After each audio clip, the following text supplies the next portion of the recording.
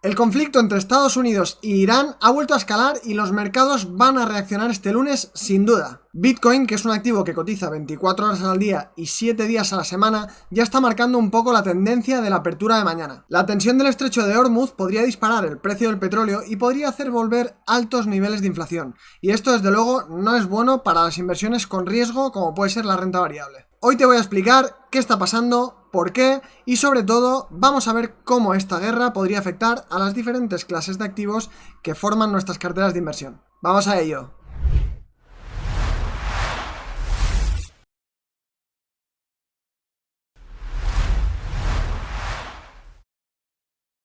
Te voy a explicar de manera muy resumida cómo se originó todo, o al menos te voy a explicar lo que yo he ido leyendo, porque no soy ningún experto en historia y para preparar este vídeo he ido consultando diversas fuentes. Para empezar, Irán es uno de los países con más reservas de petróleo del mundo y está ubicado en una zona muy estratégica, el Golfo Pérsico. En 1953, la CIA y el SIS, que es el Servicio de Inteligencia de Inglaterra, organizaron un golpe de estado en Irán, con el objetivo de derrocar al primer ministro de aquel entonces, Mohammad Mossadegh, quien había nacionalizado el petróleo. Consiguieron derrocarlo y reemplazarlo por el Shah, quien gobernó con apoyo occidental. Cuando el Shah toma el poder, impulsa la modernización y la occidentalización del país, pero lo hace con represión política y desigualdad creciente, por lo que se amplía la brecha entre ricos y pobres. Eso sí, hay un gran pero. Los ricos eran élites iraníes y sectores urbanos ricos pero pro-occidentales, y esta situación del Shah, de hecho, les beneficia en gran parte por el comercio que hacen con Occidente. Y los pobres, por otra parte, eran opositores al Shah.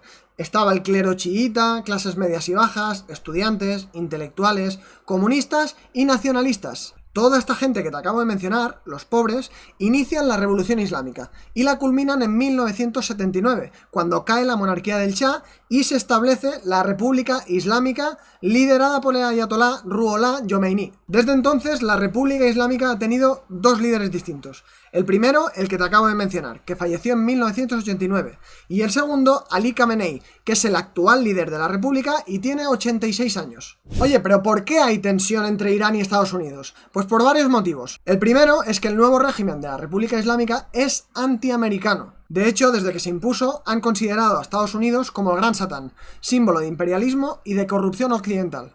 Otro de los motivos es la crisis de los rehenes entre 1979 y 1981. En aquel entonces, militares iraníes tomaron la embajada estadounidense en Teherán y mantuvieron rehenes a 52 diplomáticos durante 444 días. Desde entonces no hay relaciones diplomáticas formales entre estos dos países. El tercer motivo, y como es obvio, es por un motivo de choque ideológico.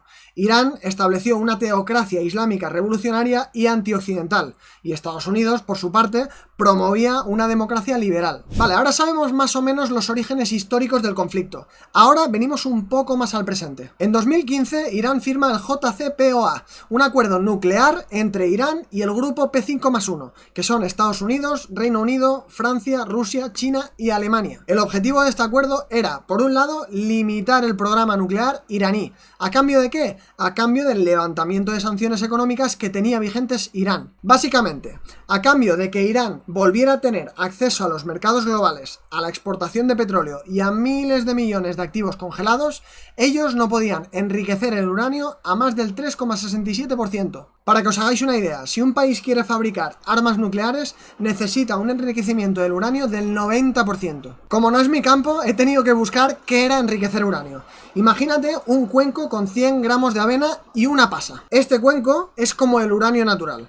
La pasa se la conocería como U-235, que es la parte útil del uranio. Enriquecer uranio sería como sacar la avena y meter más pasas a través de un proceso de centrifugado. ¿Para qué? Pues porque el U-235, que son las pasas del cuenco, son las que pueden generar energía o explosiones. El cuenco con un 5% de pasas se suele utilizar para generar energía, y el cuenco con más del 90% de pasas sería una bomba atómica. Bueno, no me enrollo tanto, vuelvo al tema. Histórico de hechos. 2015, se firma el acuerdo nuclear bajo la presidencia de Obama. Avanzamos un poquito. En 2018, bajo el mandato de Trump, se llega a la conclusión de que el acuerdo tiene ciertos flancos abiertos que comprometen la seguridad de algunos países y se retira unilateralmente del acuerdo. Estados Unidos. A su vez, también reimpone sanciones en energía, banca y exportaciones. Un poquito más hacia adelante, durante el 2019 y el 2021, Irán empieza a violar progresivamente el acuerdo. 2021-2022 se intenta revivir el acuerdo bajo el mandato de Biden, pero no se logra el consenso. Entre 2023-2024, Irán acelera su enriquecimiento de uranio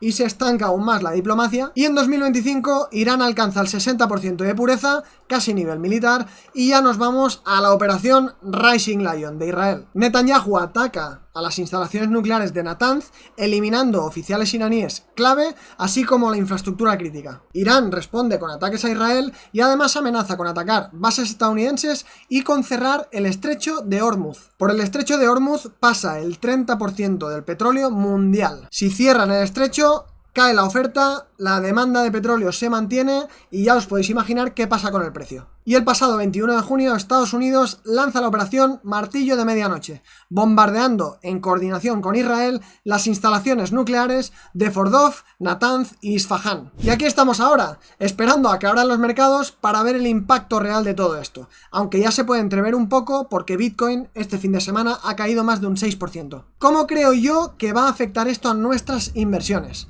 Empecemos. Por un lado, la renta variable. Como no podía ser de otra forma, ante cualquier evento de tensión geopolítica, la renta variable cae. Impacto negativo en el corto plazo, sin duda alguna. Esta tensión que os he dicho genera aversión al riesgo y el lunes, no dudéis mucho, caerán los índices bursátiles. Aunque la caída va a ser bastante generalizada, los sectores que yo creo que más van a caer van a ser transporte, aerolíneas y seguramente consumo. Y los más beneficiados, energía y defensa, como no podía ser de otra forma. Segunda categoría, renta fija a corto plazo. En una situación normal, ante incertidumbre, te intentas ir a lo cierto.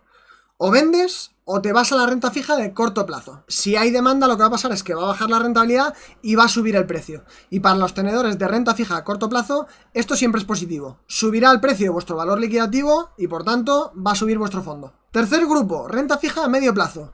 Bajo mi punto de vista va a ser similar al corto plazo, aunque con más sensibilidad a cambios en políticas monetarias si el conflicto se prolonga. Mi mayor miedo aquí es el tema de la inflación por el impacto que pueda tener la inestabilidad en el estrecho de Hormuz. Una subida del precio del petróleo puede hacer volver niveles altos de inflación y posteriores subidas de los bancos centrales. Después tenemos la renta fija a largo plazo. Podría bajar la rentabilidad como efecto refugio, pero no es lo más usual, y menos con lo que se puede venir si se alarga el conflicto. Como os he dicho, estas tensiones pueden traer subidas de nuevo en la inflación, y esto es lo último que quieres cuando tienes renta fija a largo plazo. No me querría dejar a nuestro querido amigo el oro, activo por excelencia en tiempos de guerra y inestabilidad política. En conflictos anteriores como la invasión de Irak, el oro subió con fuerza, y en el COVID un poco más de lo mismo. En escenarios tensionados, obviamente también puede caer, como todo lo demás, pero es de los primeros que recupera y de los primeros que absorbe más flujos de entrada de inversión. Y por último, el Bitcoin. Volatilidad, lo habéis visto este fin de semana.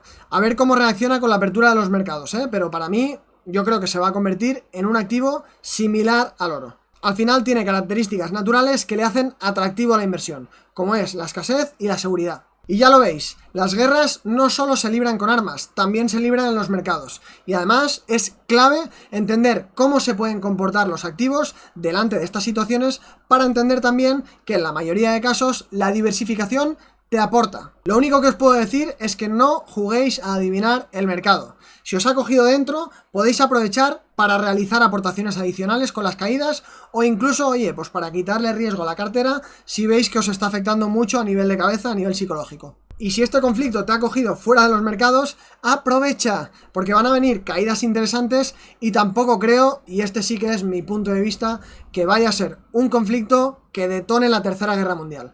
Pero nunca se sabe. Veremos. Espero que os haya gustado mucho el vídeo de hoy. Y lo que os cuesta a vosotros muy poquito, a mí me ayuda muchísimo. Así que si podéis, dadle a like, compartidlo con vuestros amiguetes para tener tema para la charla del café, seguid el canal y como siempre, nos vemos en el próximo vídeo. Un abrazo.